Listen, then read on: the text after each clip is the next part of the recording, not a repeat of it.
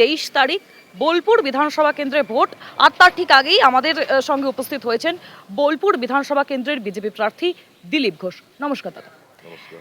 নামটা দিলীপ ঘোষ, খড়গপুরের দিলীপদার থেকে কি কোনোভাবে অনুপ্রাণিত হচ্ছেন ভোটের আগে? দিলীপদা আমার থেকে 1-2 বছরের জুনিয়র, রাজনীতিতেও পরে এসছেন, কিন্তু আমাদের রাষ্ট্রীয় স্বয়ংসেবক সংঘের উনি প্রচারক। সেই সঙ্গে আমার সম্পর্ক বহুদিন। তো রাজনৈতিক ক্ষেত্রে উনি পরবর্তীকালে এসছেন, তার আগে থেকে আমি রাজনীতিতে ছিলাম। অবশ্যই দিলীপদা সর্বক্ষণের কর্মী, দিলীপদার কাছ থেকে আমি প্রেরণা পাই, এটা অস্বীকার করার কোনো উপায় নেই।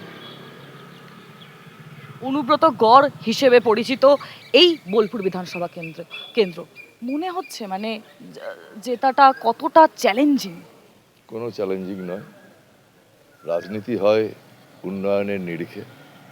দীর্ঘ 15 বছর ক্ষমতায় আছে, বাংলার মানুষ দেখছে তাদের উন্নয়ন কি আছে। আর বিজেপি এখানে ক্ষমতায় না থাকলেও মানুষের কল্যাণের জন্য বাংলার মানুষকে কিভাবে আর সেবা দিয়ে যাচ্ছে নরেন্দ্র মোদী। গ্রামে গ্রামে রাস্তাঘাট থেকে আরম্ভ করে উন্নত যোগাযোগ ব্যবস্থার পাশাপাশি বিনা পয়সায় রেশন, বিধবা ভাতা, বার্ধক্য ভাতা, প্রধানমন্ত্রী আবাস যোজনা, প্রধানমন্ত্রী জনঔষধি পরিযোজনা থেকে আরম্ভ করে এত এত এত এত পরিষেবা চলছে যা অকল্পনীয়। এখানে পশ্চিমবাংলায় ক্ষমতায় না থাকলেও এখানে শিক্ষা, স্বাস্থ্যক্ষেত্রে এখানে এইমস তৈরি হয়েছে। এরকম নানান ক্ষেত্রে এত ডেভেলপমেন্ট কোনো কালে কেউ ভাবতে পারেনি যে কেন্দ্রের ক্ষমতায় থেকে বাংলায় ক্ষমতায় না এসেও এত কাজ করবে। অতএব বাংলায় ক্ষমতায় এলে মানুষের আরও কল্যাণ হবে, আরও উপকার হবে, সেই হিসাব মানুষ চিন্তা ভাবনা করছেন। আর যারা 15 বছর ক্ষমতায় আছেন তারা কি করে মানুষের কত বঞ্চনা করেছেন সে তো মানুষ সেটাও দেখতে পাচ্ছেন। সেই নিরিখে ভোট হবে।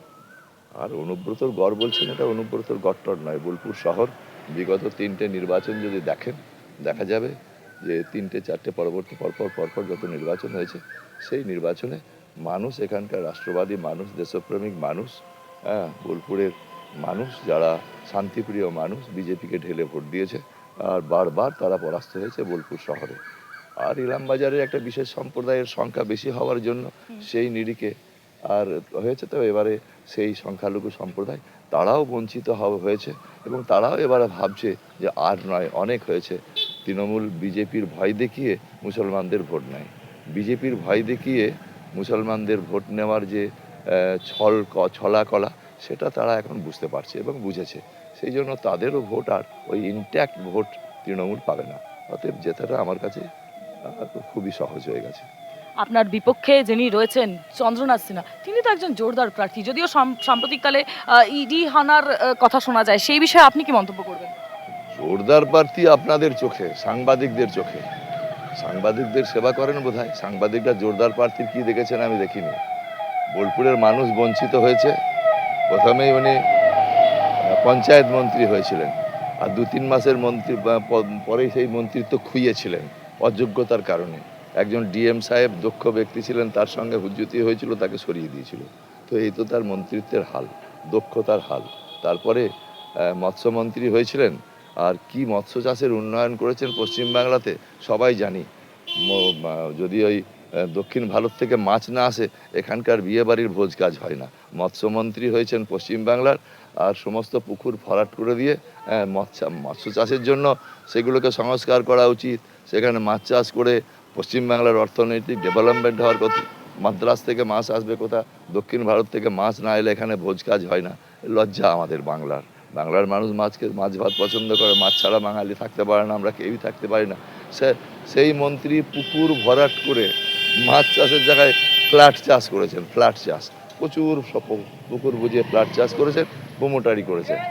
আর চতুর্দিকে গ্রামে গ্রামে গঞ্জে বোলপুর শহরের আশেপাশে জমি জায়গা কিনে নিয়ে জমির দালালি করেছেন। তো ওনার পরিচিতি এইটা। আপনাদের চোখে হয়তো বড় সড়ো ভারী হয়েছেন, বেশ মোটাসোটা হয়েছে, আমাদের চোখে নয়, সাধারণ মানুষের চোখে নয়। রাজ্যের আইন শৃঙ্খলার এই পরিস্থিতি নিয়ে বারে বারে প্রশ্ন উঠছে, নানা রকম প্রশ্ন, একজন আইনজীবী হিসেবে কি বলবেন? পশ্চিমবাংলায় আইনই নেই। পশ্চিমবাংলায় সাংবিধানিক যে আইন, সে আইনের শাসন নেই। এখানে তৃণমূলের যে নিয়ম কানুন যা করবে সেটাই আইন। এখানকার তৃণমূল যা করবে সেটাই আইন। খাকি বুড়িধারী পুলিশরা সেই চোরেদের পাহারা দেয়, যাদের দায়িত্ব সাধারণ মানুষকে রক্ষা করা, বাংলার মানুষের নিরাপত্তা দেওয়া, মায়েদের নিরাপত্তা দেওয়া, তারা নিরাপত্তার অধিকারী হয়ে বসে আছে চোর ডাকাত গুন্ডা বদমাশদের করে সর্দারদের। আপনাদের এই বোলপুর বিধানসভা ভোট বা যে কোনো ভোটের আগে অনুব্রত মণ্ডলকে নানা রকম নানা বাণী তাকে বলতে শোনা যায়। এবার আপনার মুখের বাণীটা ঠিক কি হবে? দেখলাম কালকে কোথায় বলেছেন বাঘ নাকি হালুম করে সব গাড়ি ঘোড়া সাজোয়া গাড়ি সব খেয়ে নেবে। বললাম বাঘ তো আমাদের ভারতবর্ষ, তো ভারতীয় সংস্কৃতিতে আমরা বাঘ পালন করি, ব্যাঘ্র প্রকল্প আছে আমাদের। আর আমাদের সংস্কৃতিতে দেখবেন মা দুর্গা বাঘকে যাতে কেউ না মারে তার জন্য মা দুর্গার বাহনও করে দিয়েছি আমরা। তো আমরা বাঘদের বাঁচিয়ে রাখি, বাঘদের রক্ষা করি, আবার কখনো কখনো বাঘদেরকে আমরা খাঁচাতেও করে রাখি।